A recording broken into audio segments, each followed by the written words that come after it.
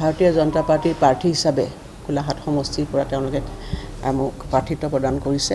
গতিকে মই পুনৰবাৰ সকলোকে কৃতজ্ঞতা জনাইছোঁ মোৰ প্ৰতি তেখেতসকলে আস্থা ৰখাৰ বাবে।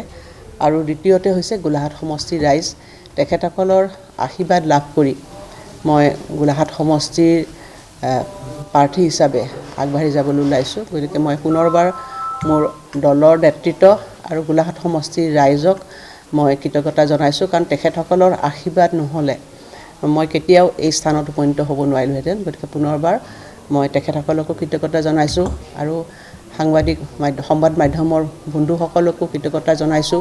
বিগত যি মোৰ ৰাজনৈতিক যাত্ৰা, এই যাত্ৰাত সদায় আপোনালোকে মোক সহযোগিতা দি আহিছে, আপোনালোকৰ সদায় এটা পথ দেখুৱাই আহিছে। গতিকে ভৱিষ্যতেও মই আশা কৰিছোঁ এই নিৰ্বাচনী যাত্ৰাত মই আপোনালোকৰো পুনৰবাৰ সকলোৰে সহযোগিতা কামনা কৰিছোঁ। মই কাইলৈ দিনৰ 12:20 যোৱাৰ পিছত মই নমিনেশ্যন দাখিল কৰিম আৰু মোৰ লগত মোৰ ভাতৃসম আমাৰ সৰুপথাৰ সমষ্টিৰ বিধায়ক তেখেত থাকিব আৰু আমাৰ দেৰগাঁও সমষ্টিৰ যিজন প্ৰাৰ্থী নতুনকৈ হৈছে মৃদুল দত্ত, তেওঁলোকতো যোগাযোগ কৰি আছোঁ। হয়তো আমি তিনিজনেই কাইলৈ আমি নমিনেশ্যন দিম।